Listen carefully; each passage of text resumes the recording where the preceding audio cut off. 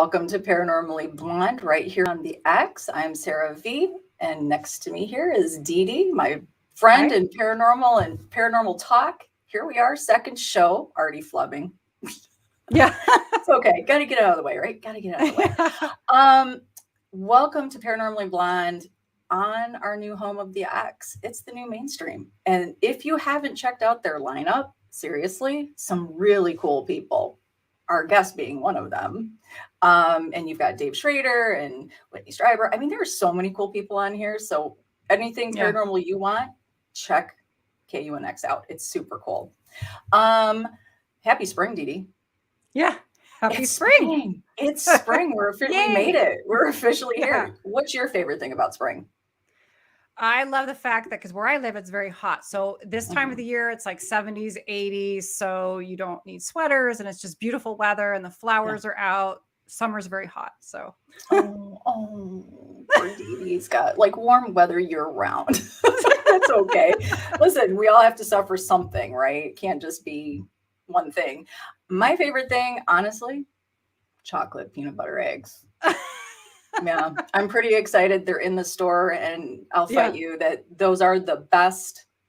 I won't say the brand, but I will just say the best chocolate peanut butter egg. It's the egg. It's not the Christmas tree, and it's not even the cup.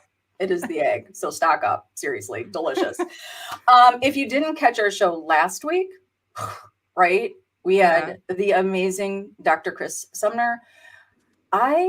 Her whole presentation and study on tourism and the effect that paranormal has on that. Wow. And she's not even done. Like that was just like getting started. Right. Yeah. And I mean, it is interesting to think like kind of how much paranormal touches. Yeah. I had no idea when I was out spending my money that I was actually helping historic sites stay afloat. Like I didn't think that deep into it. That's Even like you mentioned buying the dolls. Yeah. That's important, Right? Crystals, equipment. I mean, the food, the lodging, the gas stations, right?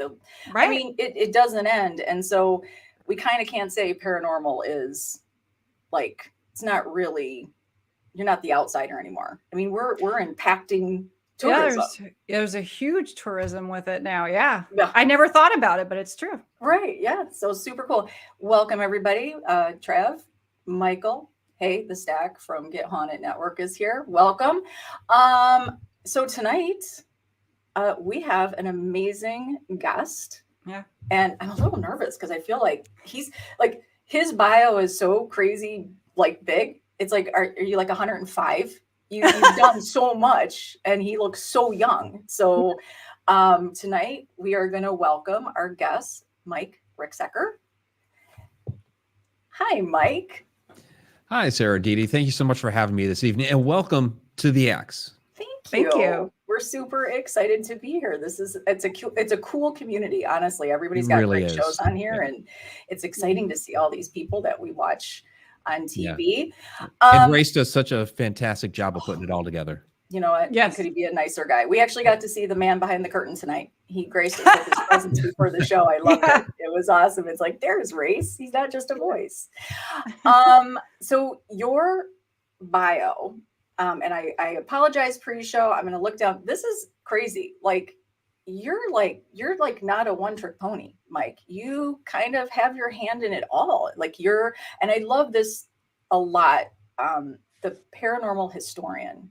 Like we love that. We love that about Miranda the Ghost Biker, Dr. Chris Sumner, because history is so important. And absolutely, that's huge. I think when you're talking about paranormal, sometimes you've got the masses who just kind of look at the entertainment end of it, but then there's so many of us that just want to dig into the history. And that's an amazing title to have, in my opinion. I think that was something that really kind of stood out for me, but you've got your own paranormal book, I believe, book publishing company.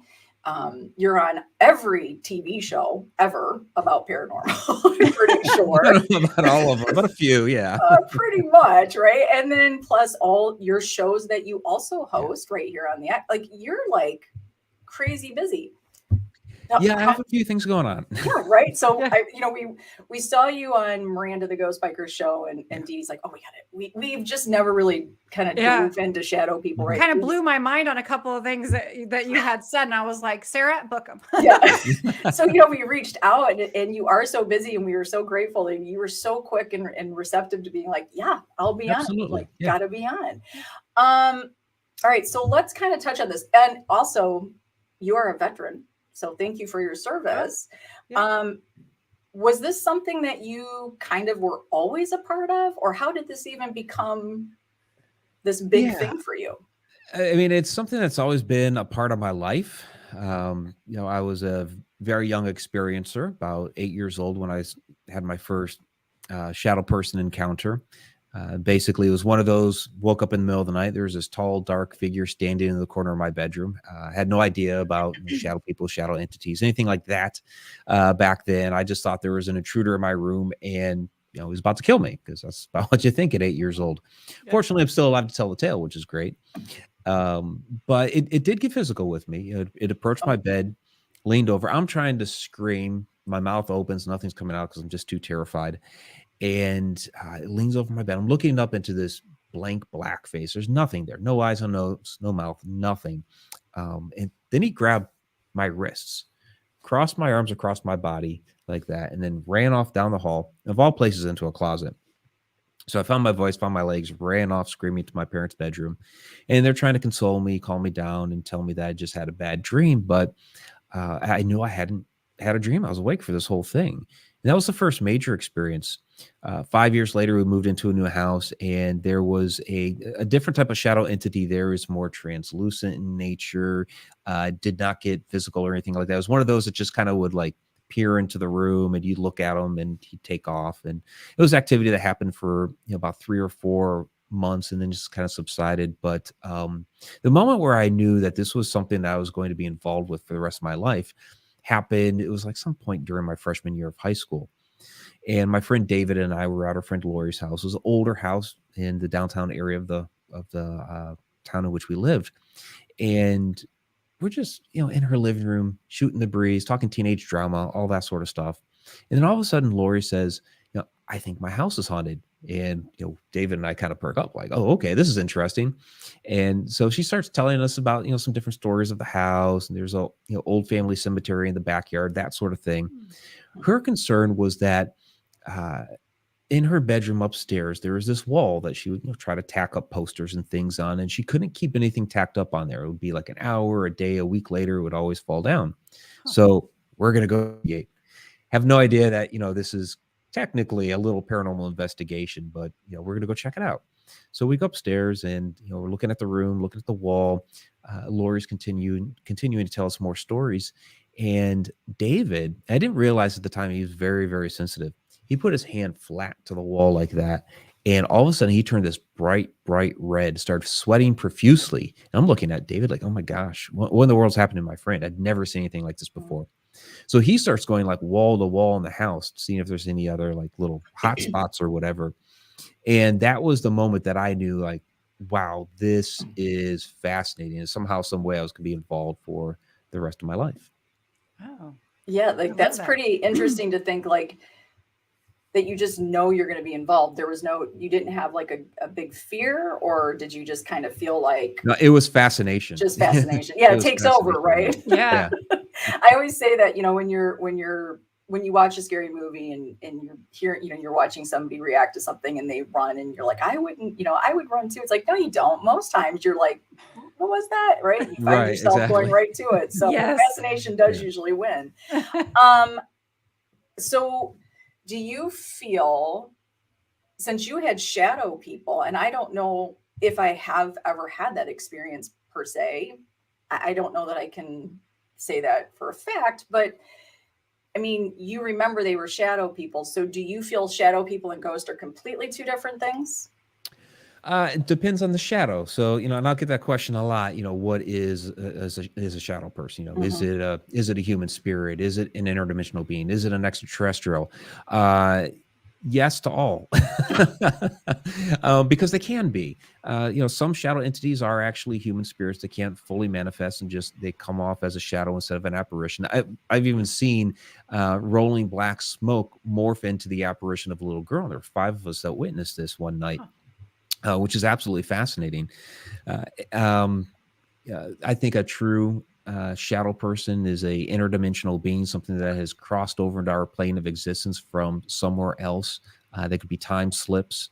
I was on Ancient Aliens the other week talking about the possibility that some of these are extraterrestrials, that they could be using some sort of cloaking device and not fully understanding the physiology of our eyes. It comes off more as a shadow, or if they are traveling the cosmos interdimensionally, that they whatever their technology is comes off as a shadow. Or if they know how to project their consciousness, then it may be projecting into the room, and we're seeing their energy either as a shadow, or some people report seeing a like shimmer man sort of thing.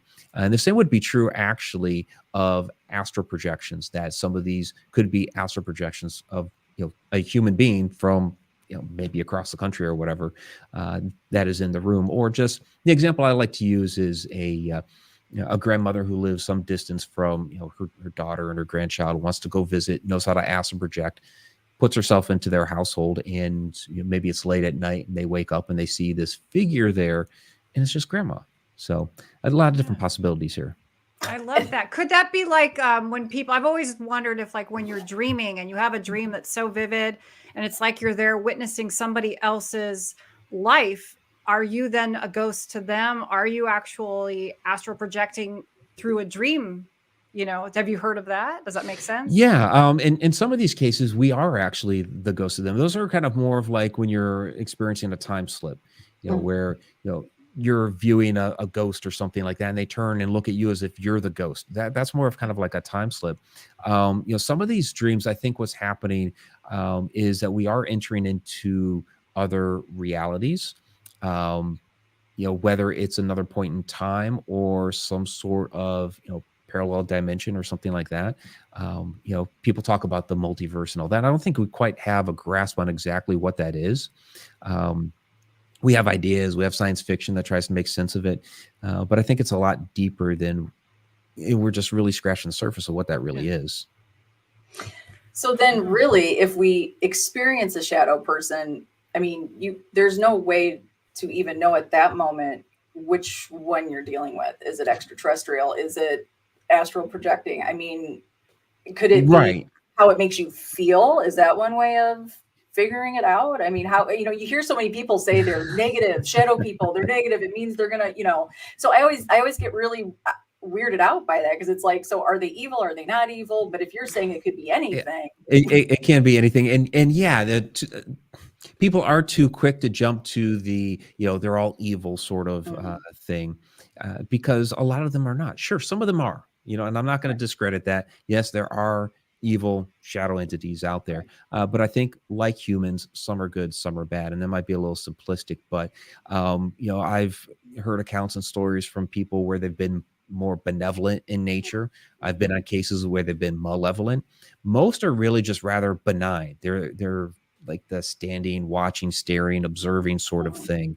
So most of them are just they're not taking a polaristic position. They're in the middle there somewhere. So I think we get too quick to try to compartmentalize everything, try to categorize things, because as humans we like to do that. But there are many shades of gray here. Right. Yeah. What about the small ones? Because for a while in our home we used to see like little ones that would be like the size of like a cat, and both of us were catching it out of the corner of our eyes, didn't say anything to each other. And then when I finally mentioned it, then my husband's like, yeah, I saw that too, but we didn't tell each other. And so like, is that all part of that family of, is that the same thing? They come in all different shapes and sizes. There are shadow animals. My friend and psychic medium Rob Guttrow has done a lot of great work with pet communication. And he has a small, I let him have a small section in my book where I talk about shadow pets. And he went into a nice description of different encounters with shadow pets. Some of, his that he had raised and had passed away and would come back and visit. So, yeah. That's awesome. I love that. So that was maybe it was my cat. It could have been. It could have been. Yeah, So I think what we have to do is, because you had asked before, just from like one instance of observing a shadow, you don't know Right. immediately what exactly that is. So this is where investigation comes into play, and Yeah. right. of course So- you can't make it happen on demand, but you Never. go Yeah. back. Right. Never, Yeah, right? right. Never. Do you feel that if you do experience a shadow person, like you said in your home, I mean, is it something that then they stay there, do you think? Or is this, are they attracted to you, to the location, or why would somebody have a reoccurring shadow person? Good question. So, yeah, people will ask, are shadow people attachments? Well, this is again, some are, some aren't. Because like that first shadow encounter that I had when I was 8 years old, that was a one-off. Okay. It was the only time it ever happened. The one in which I was 13, that stuck around for a few months. It seemed more attached to the house because it didn't follow me afterward either. Okay. And there's a story that I like to tell for this, where there was a family who had approached me at a conference and related their story. The house that they had lived at, there was a hat-wearing shadow entity that would come into the room, the bedroom of the girls. There were 3 of them, and would stand at the foot of the bed of the one. This happened on a very routine basis. Would scare them, but he didn't do anything. He would just stand there and stare. So, wasn't evil or malevolent, but of course creepy. When they moved from that house, it didn't follow. So they never saw this thing again. Now, the thing would, of course, be to see if the new family that moved into that house would be willing to, open their doors and try to investigate and that sort of thing. We don't know from if the hat entity stayed at that house, but it seems like it was more attached to the building and the house than the family that had been there, because it didn't follow. Okay. Huh. I wonder why it chose the one girl to stare at.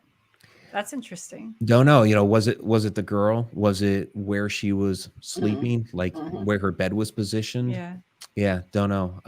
That would, as a paranormal investigator, if they'd reached out to a paranormal investigative team, that would be something for the team to come in and try to, Right. Study and do different things, different experiments. Okay, if the girl slept in a different part of the room, would it still come Right. to her? If she went to Right. another room in the house, would it still come to her? Or was it just going to that room at that one particular bed?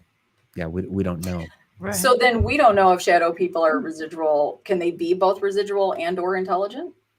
I think some can be residual, that we're seeing a playback of something and it comes off as a faint shadow. Okay. Because people will report, well, I see this, recurring shadow. I mean, and that could have been the case with her. Right. Maybe it was whomever it was, their residual energy coming in and, coming to that spot for whatever reason we don't know.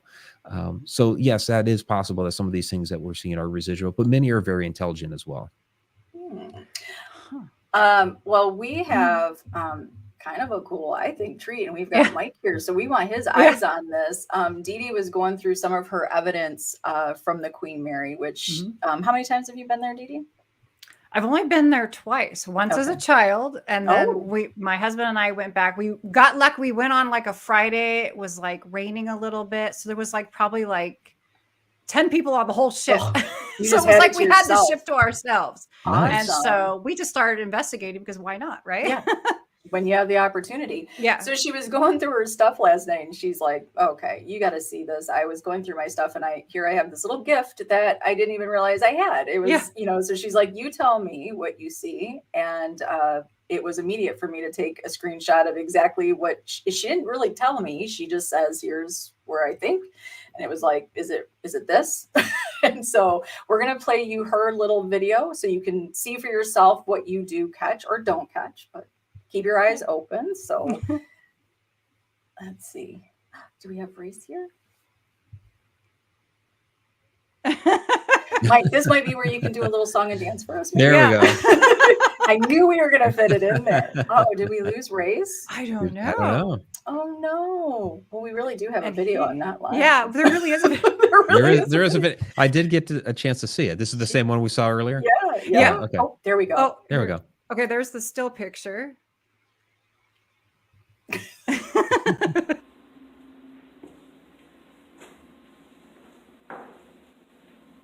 Was this door open?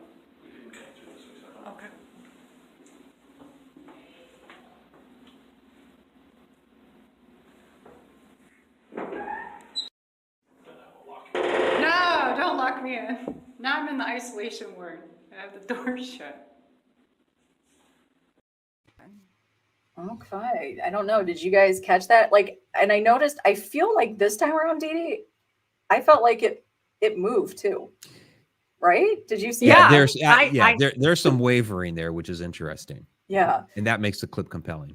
Yeah. Like, Yeah. I think the first time I saw it, I was trying to just see if I saw something. But this time it's like, it's almost like he was, I don't know.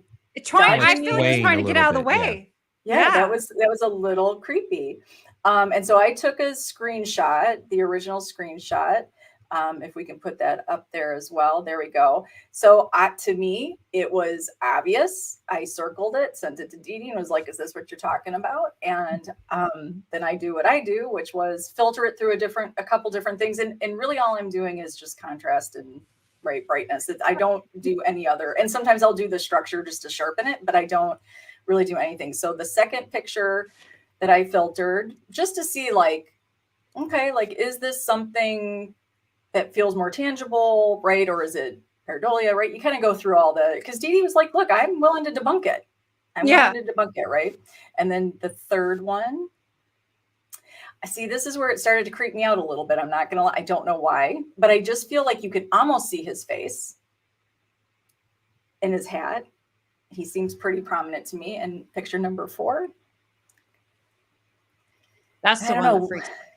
Yeah, what do you think, Mike? Like, what's your thought on that? Yeah, the first photo and the fourth photo, if you had sent those to me, I would, and you can kind of see a hat in that fourth one. Yeah. I would say, okay, those are interesting because you can kind of see a form and all that. But to me, the video clip is more compelling because you can see movement in the figure. Yeah.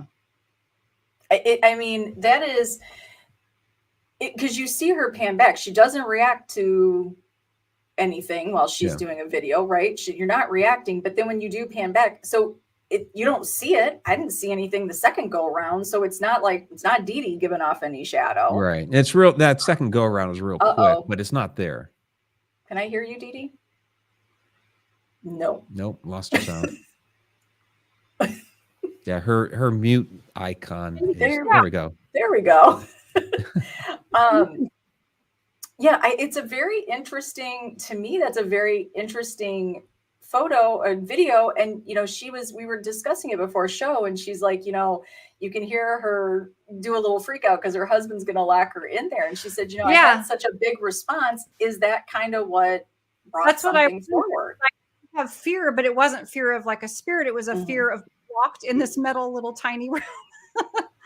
So I don't know if fear could bring about, an entity. I don't know. Or if he was just there to help, or if he was just there. I don't know. He could have just been passing through. Could have been passing through.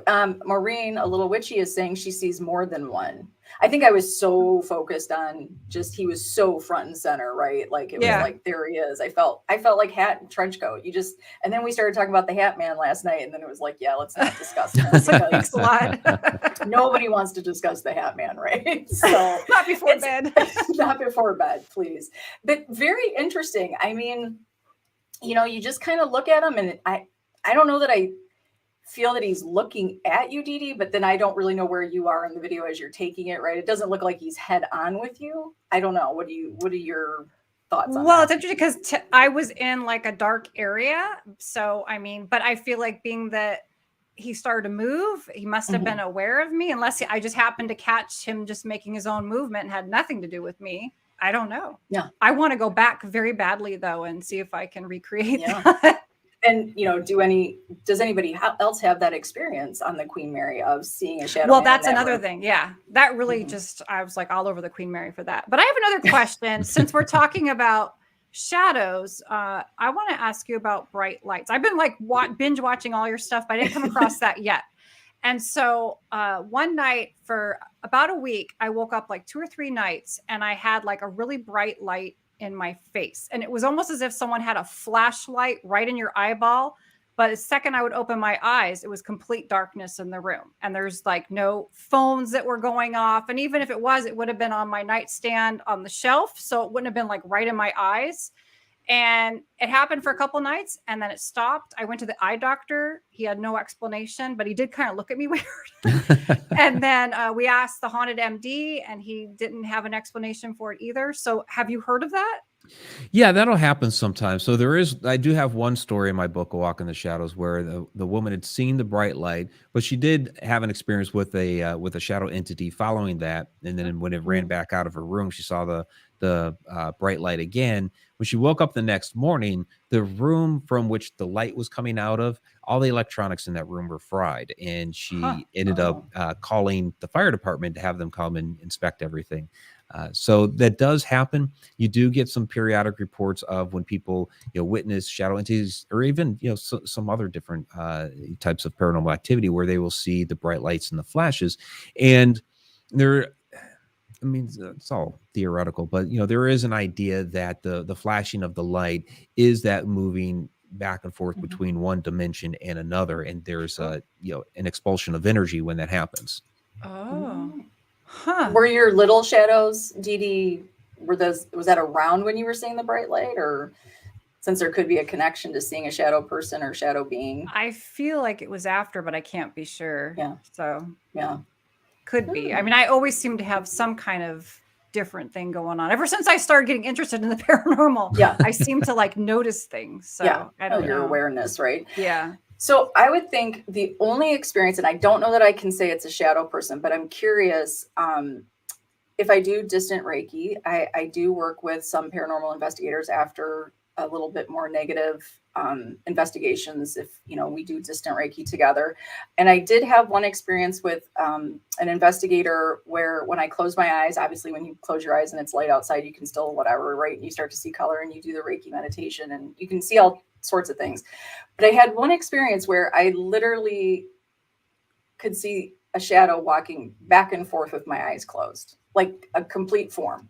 Oh. And it wasn't just like, when somebody passes in front of you, you can tell, right? But this was more like an actual, like the entire body. It wasn't a light change. It was like an actual, and in that particular case, when I gave the name that came to my mind, and I'm not a psychic, nor do I claim to be, but when I gave that name, that investigator actually freaked out and was like, end it now. Like, we're done.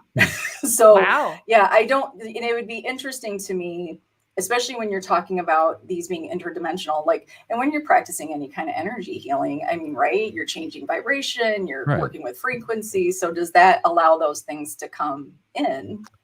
Yeah, it's all frequency and vibration.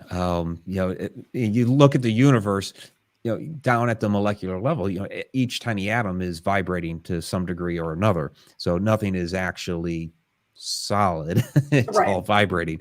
And as you're moving in between these different dimensions, or maybe a different point in time, it's a matter of syncing up those different frequencies. Even when we witness some sort of paranormal activity, whether it's a shadow or an apparition, some people will see more shadows and apparitions, others see more apparitions than shadows. And I think that has more to do with personal resonance, vibration, frequency, that like my body, I see more shadows and apparitions. I think my body's become more in tune to whatever that vibration or frequency is for the shadows. That doesn't mean I won't see apparitions at all. It's just my body's become more accustomed to it. And another thing that's fascinating is, so I mentioned the rolling black smoke that morphed into the apparition of a little girl, and there were 5 of us that saw her. We all saw her a little bit differently, where I saw her fully formed from her head down to about her knees, and then she started to dissipate away. Others saw her like fully formed at the feet and started to dissipate away toward the head. Oh, interesting. And yeah, very fascinating. I think that has to do with the fact that, each of us vibrates at a little bit of a different level. The little girl, of course, had her own personal resonance, so we're all going to be seeing this phenomenon a little bit differently. That's so interesting to me, because that just explains so much about if you're doing a group investigation and some people are getting constant hits, if they're being honest, and then there's those of us that really walk out going, I got nothing. So yeah, that's why you could be standing right next to somebody and be like, "Did you see that?" And they're like, "No." Yeah. It's like, how did you miss that? That's right. Yeah. That's right. So, okay. So you also mentioned that, Oh, let's see. What does Rob have to say? He says, I've done Queen Mary. Plenty of people speak of shadow people, the captain's area, if I recall. And this was the, I looked it up. It's the capstan room where they have like the giant rope. That's where I saw it. And it's in the isolation ward. So, but I would imagine it would move around. Sure. Possibly. Yeah. That's interesting. Okay. So you mentioned it could, a shadow figure or a shadow being could be a lot of things. So let's just touch a little bit on the extraterrestrial part of that. Okay. If you don't mind. Like, and I don't have, like, that's not in my wheelhouse. I don't study a lot of that. Although I will be going to Sedona and seeing if I can maybe cop a little UFO sighting while I'm there. But, when we talk about these things, for some people, they might jump right to extraterrestrial, right? We all have our things that we kind of like and kind of that resonates with us. But have you had that encounter that you can, obviously we can't say anything with 100% certainty, but have you had that encounter where you're like, that felt more extraterrestrial? So, yeah, there are a lot of similarities between the shadow encounters and extraterrestrial encounters. So if you look at different experiencer accounts where, from the paranormal perspective, they're like, well, I woke up, there was a shadow entity. Sometimes, people feel the sleep paralysis, that sort of thing. And then you look at a lot of UFO or extraterrestrial experiencers, they are reporting the same things. I woke up in the middle of the night, there was an ET in the corner of my room, and I felt the sleep paralysis. It's like, wait a second, these accounts are the same. They're just, putting in a different figure there. Which one is it? And they could very well be one and the same thing. Now, with my first shadow experience, that thing in the corner of my room, woke up and it physically interacted with me. I did a hypnosis session, regression session last year with Ariana Corsino. She's very, very good. And we ended up going back to that moment. I wanted to learn more about it because there's been a lot of different theories as to what was going on there. Why did it interact with me? Why did it cross my arms? Some people had different ideas that maybe I thought I was dead. It was putting me to burial pose, kind of like the crook and flail from ancient Egypt, that sort of thing. So I wanted to know, okay, what happened in that moment? And it was really, really interesting when we did that session because I got a view from the entity's perspective. So kind of looking down on my 8-year-old self, which was totally bizarre. But, it was kind of sad too, because it's like I see my little body and the mouth's open. And what was interesting is that entity didn't mean to scare me. It was there to watch and observe. They were interested in humanity and these, human beings and that sort of thing. So it was there to, take notes and study. Didn't realize that I could actually see it. So when it realized that I'd frightened this child, it tried to comfort me, if that makes sense. Like crossing my arms was to, kind of give me like a little self hug. And something that I saw through this session that I don't remember as a child was it actually kind of patted me like on the wrist before it ran off. Now, one of the questions that Ariana had asked this entity during this session was, where are you from? And the answer it gave was, I'm from another space. She followed up with a question, you mean like from another dimension? And the response was, well, you might call it a dimension, but really it's another space, which is really cryptic. We could go and theorize all kinds of different things about it, but that led me to believe, okay, so this thing it's not from Earth, it's there to study humanity. Right. So therefore that means it's an extraterrestrial. Its mode of transport coming in through some sort of energy ended up showing up as this shadow. To me, it's still interdimensional to some degree or another, whether they want to call it a space or whatever. Right. I don't know. To me, it's interdimensional, but extraterrestrial as well. Yeah. That is frightening. What a treat to get to do that, though, to go back and be able to experience that, especially from the shadow's perspective. That's very cool. That was really, really interesting. Yeah. And then you almost have to wonder, can all these different types of shadows, do they get along? Do they ever show up in the same place at the same? Oh, she froze. She That's a good did. question, though. Do people like have where shadows are interacting with each other? Some people will report, they'll see the Hat Man with a couple of other shadow entities flanking it, whether they're also wearing the hats or there might be two humanoid figures. The interesting story that's possibly extraterrestrial from Albert K. Bender from the 1950s. He headed up the International Flying Saucer Bureau, and he had 3 shadowy hat-wearing entities morph into his bedroom. They had glowing eyes. It smelled like sulfur. All this thing. We hear the story. We're like, those are the Men in Black. Or I'm sorry, those are the Hat Men. Yeah. Other people hear the story and they'll say, well, they were the Men in Black. Albert K. Bender was like, no, these were extraterrestrials that had some sort of plan down in Antarctica and were harvesting resources. So it's like almost kind of one and the same thing. But it was 3 that he had experienced in that. There's another it's kind of a urban legend, but we did observe some of the activity at it's a place called Black Bear Church. It's out in the middle of nowhere in Oklahoma. And there were supposed to be, there was the crawler that was there, which we actually did witness. And then there were supposed to be these shadow minions that, short shadow entities that would come up to the church, but wouldn't go inside. And it's an old abandoned church. There's no roof. It's just, it's a complete wreck. But we didn't see those shorter shadow minions. That was kind of the legend. So the legend was that somebody had been doing some occult practices back there, conjured up this crawler, and then the shadow minions came along with it, and they did its bidding. Whether that's true or not, we don't know. But we did witness that crawler, so at least part of it's true. Yeah. Wow, that makes for a good story, though, right? Yeah, exactly. That's creeping me out just thinking about it. Yeah. We have a question. Says, was it a shadow from the moment you saw it until the moment it left you?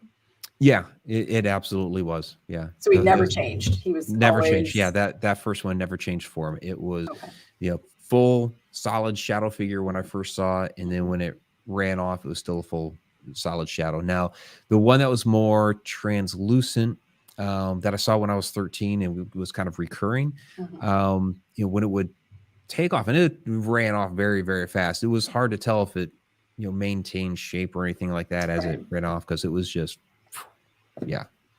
pretty fast. Mm-hmm.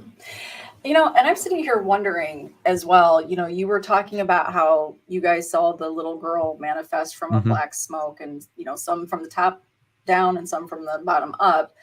And, when you're talking about frequencies, what is interesting to me about that, and kind of wrapping it back to Reiki is, you've got your bottom chakras are your more masculine, and your top are your more feminine. And it's energy wise. And in each of those 7, and we've got hundreds of chakras in you, but the main 7 we work with, right, there's a different frequency.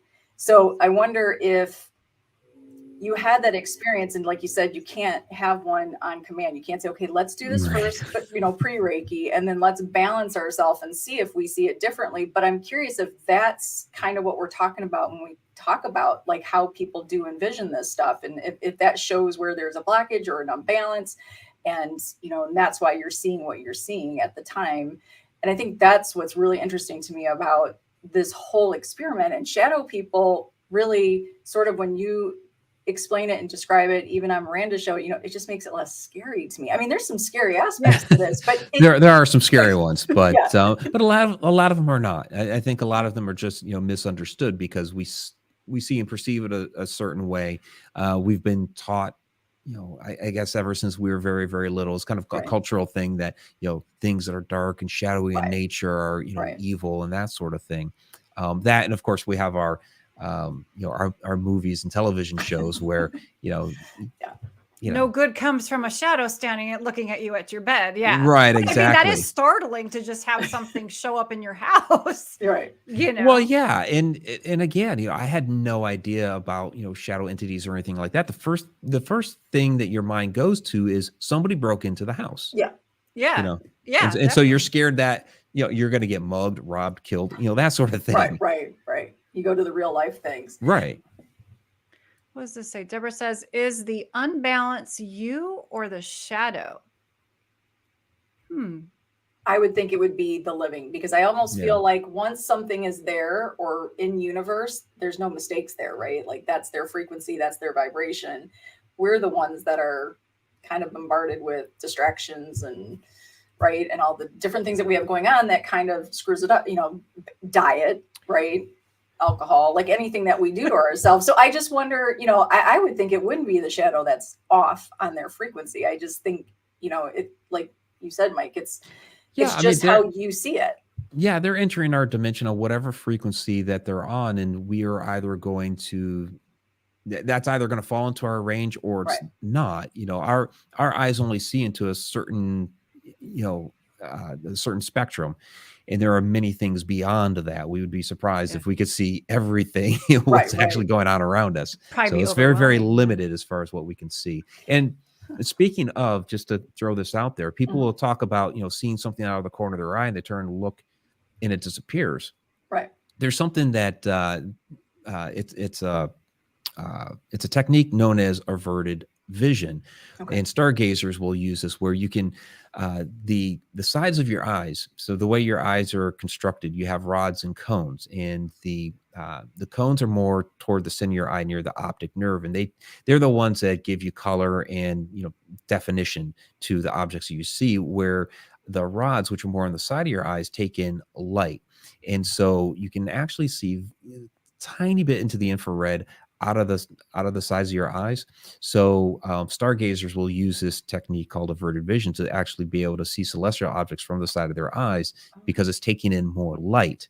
And so just because you see something out of the corner of your eye, you turn and look and it disappears, it didn't necessarily disappear. It's probably still there. It's just you're straight on, you're taking a different type of light than out of the side. Oh, thanks, Mike. That's much more comforting to know. No, I like that.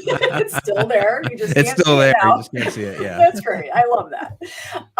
Well, that's very interesting. And, I think that the shadow, like I said, Dee Dee and I, we just really haven't had that shadow figure 101, and you know what you know, and I will be the first to admit most of my knowledge from him would probably come from TV shows. And so you're only really learning that one person's perspective and experience. And I think that this kind of just kind of pops it wide open to say it could be a whole lot of things. And I think too, the Hat Man just kind of always gets top billing when we talk about shadow people. He does. Yeah. He's pretty much the most notorious. and honestly, most people have had negative experiences with him. He gets cast as like an energy vampire sort of thing, where he comes into the room, strikes fear into a person, feeds off of that fear. Whether that's true or not, I mean, you could debate that. I already talked about the encounter with the girls, where he just kind of came into the room and stood there and stared. Very, very creepy. We didn't necessarily do anything evil. So take it what you will. So is it one dude, or is it just they're like, you're the Hat Man, here's a hat, go do your job? Like, what are we working? Yeah, it's interesting here? because these hat wearing entities, they wear a lot of different style hats. So the most notorious, of course, is the fedora wearing one. Sometimes he's wearing the trench coat. Sometimes they're wearing a top hat, sometimes with or without the cape, wide brimmed hat, like something out of Zorro. I've even heard one account in which he was wearing an Archer style hat, like something out of Robin Hood. So a lot of different styles, and there's a lot of different theories as to why they're wearing the hats. Do they think they're blending into society? They're pulling from a motif that they think will be able to associate with. What's interesting, a very, very interesting story, and this has to do with Walter B. Gibson, who, under the pen name Maxwell Grant, wrote the Pulp Fiction stories of The Shadow. And it's a great but in his house that he wrote all these stories in, after he moved out, people were reporting seeing this shadow entity in the hallway and other parts of the house, most notoriously in the hallway. And this thing was wearing a hat. Now, people were, they had paranormal investigators coming in, trying to make some sense of it. Hans Holzer went there. And some attributed this to, well, maybe it's a Revolutionary War soldier. Well, John Keel weighed in on it, as well as Walter B. Gibson, that no, this actually is not what we would call a ghost or, a hat man or whatever. What this actually was what people refer to as a tulpa, or the idea of the Buddhist thought form, where it's a mind-made sentient being that Gibson created, putting all of that energy into his shadow character, that it actually manifested and is now this hat wearing shadow running around that particular house. But it's not like our classic hat man, even though it's a shadow Right. wearing a hat. Right. And we were just talking about that, Dee Dee. Like, is that the Philip experiment, right? Where you get a group of people Yeah. to kind of take on one story and then you build it up. And, next thing you know, everybody's having this. Haunted. Yeah. Or the dolls. Is that because somebody's putting so much energy into calling it haunted? Does it suddenly have some kind of energy attached to it? Right? Yeah. I mean, we believe, I think when you believe so much, I mean, sometimes you'll hear that when we're having, if you go to a popular location and somebody, the story, and then of course everybody, if you say you're not having anything, what do they say? Well, you don't believe enough. Well, can you believe too much? And then you're creating this, or, are you not believing enough? I don't know. It's all very, very interesting to me. And the shadow people, are these everywhere? Is one area in the United States a little bit more prone to shadow people? Oh, that's a good question. So the Ancient Aliens kind of hit me up with that question, or like more hot spots and things like that. And saw Taryn down there in the chat. So hello, Taryn. I think what it is, because people try to go there of, are they showing up in more places than others? I've seen people try to put together maps of, shadow person sightings or crawler sightings and things like this. I think it just really comes down to the energy of the location. So they're going to show up anywhere and everywhere. They just do. But there are, where you see, kind of like our ancient sites of power, these more energetic places on Earth that, have more energy for supernatural activity, portal activity, strange magnetic anomalies, that sort of thing. You see a lot more of activity happening in general, including shadow activity. Well, I guess they need that to come back and forth, and so that goes with the whole portals. The portal conversation. Yeah, and some of these could be traversing, from their dimension to ours through some of these portals. And then if you're asking to a question, because I was watching, I don't know what I was watching your YouTube channel. You have a YouTube channel. I went from like the TV to the YouTube, and you went to Egypt and you were on a tour, and the tour guide was showing you guys what they believed was an ancient Stargate. Did I hear that right? Yeah, in fact, our tour next year is Stargates of Ancient Egypt. So that tour guide, Mohammed Ibrahim, he and I are teaming up and putting on a tour next year, next February. So please sign up. Join us. Didn't you always want to go to Egypt? Yes, that's on my list.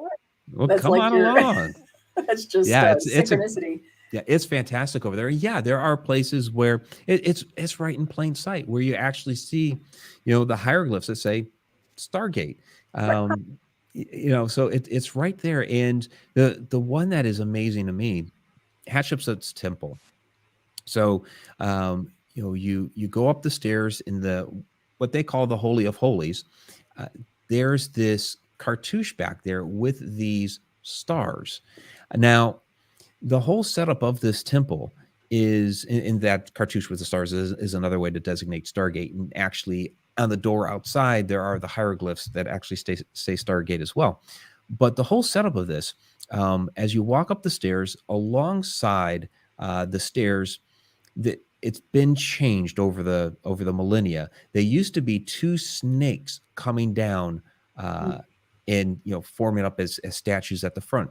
They've been changed into the falcon, Horus, but the tails of them are still going up the stairs. Now, in ancient Egypt, the snake was a symbol for energy, and so these led right up to the Holy of Holies, where the Stargate was. Off on the side, there's just the base of a pyramid that's left. We don't know what happened to it over the millennia. It's gone. Maybe they took the stones to use it for something else. We don't know, because it's just very base of it.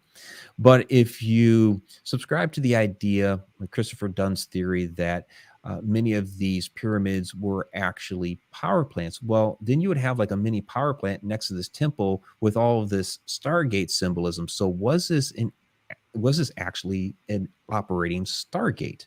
Wow. Yeah, it's fascinating stuff. That's so cool. I love that. That's like the perfect mix for you, right, Dee Dee? Like you love your alien talk. It gives you a little bit of everything. Yeah. So we are down to our last 10 minutes. And what, Mike, out of you again, you delve into a lot of stuff, and I know you're kind of like the shadow expert.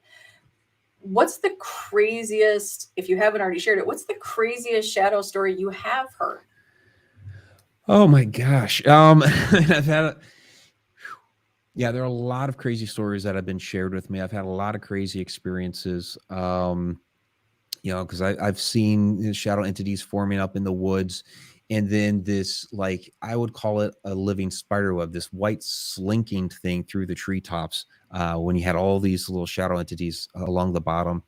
The one that really, I'll tell this story though. The one that really honed it in for me that these were interdimensional beings was an experience I had at a restaurant called Johnny V's in Muskogee, Oklahoma. And it's really kind of a simple little shadow experience, because I walked into the kitchen. I was just doing a last photo sweep of the restaurant as we were finishing up our investigation. A couple of guys were up in the bar area. A couple others were out in the front restaurant area. So I was on my own. Walk in through the main door of the kitchen, and just this very, very just wisp of a shadow. And I call it a shadow wisp.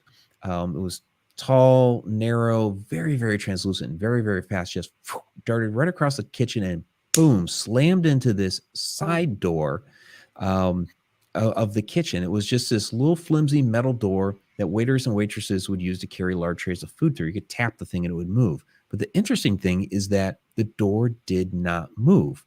So what in the world happened here? And I'm calling out to the others, hey, did you guys hear that? And you're like, yeah, we heard that.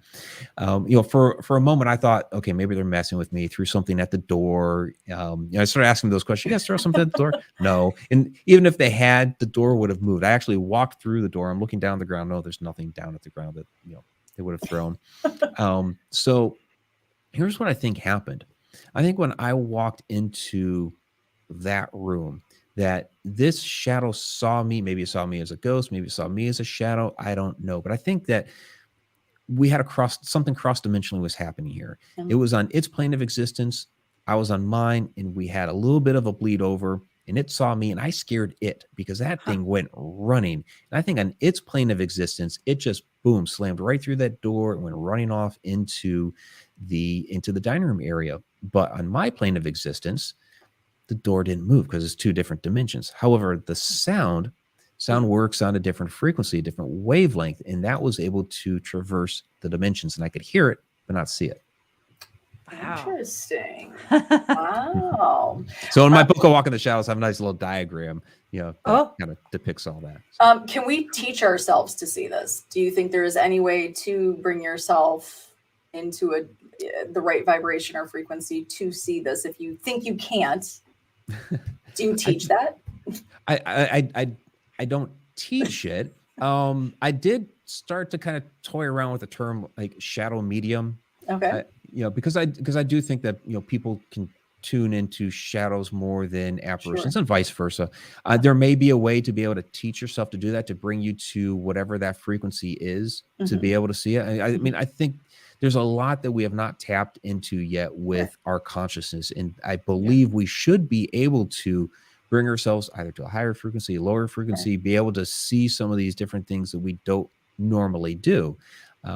So I think there could possibly be a way to do that. I think when somebody is seeing more shadows, naturally, I think the body is it's like a subconscious thing. I think that it is naturally tuning itself into these things. And I think what happens when you've seen enough of them and you walk into a room that has them, you're like, okay, something's here. And then you get a glimpse of it. Yeah.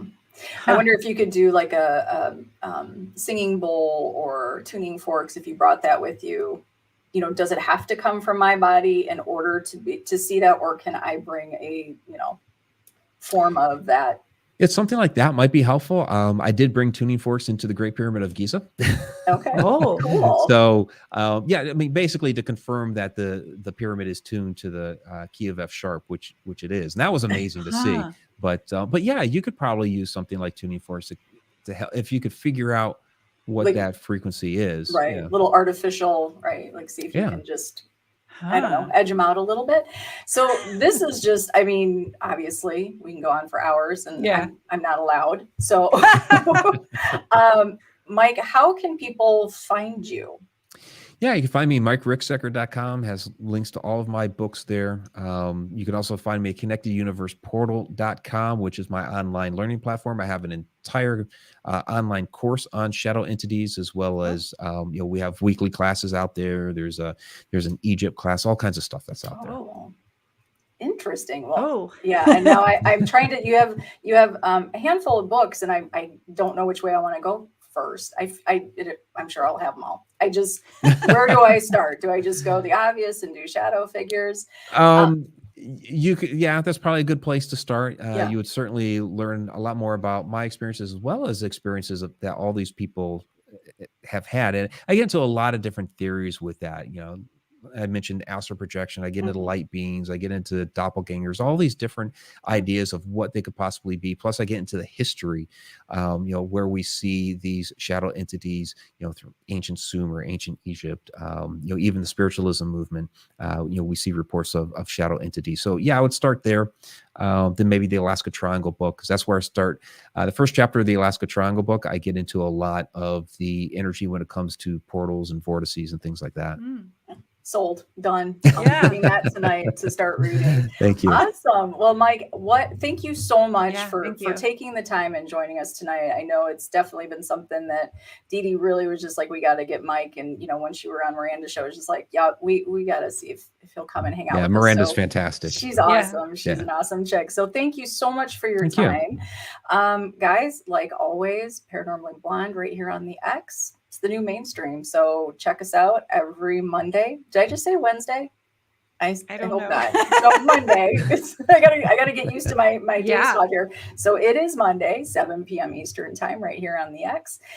You can also listen to replays on all the major podcasts and also a replay on Paranormally Blonde. So go check out that YouTube as well. And I did it again. I got to an hour. This is like amazing. So you guys think ghosts are amazing. Sarah V keeping a show to an hour. Yeah. That's some supernatural stuff there. So I did it, guys. Thank you so much. Like always, friends, thank you for joining us. We did. Did she freeze? Oh, she froze again right at the very end.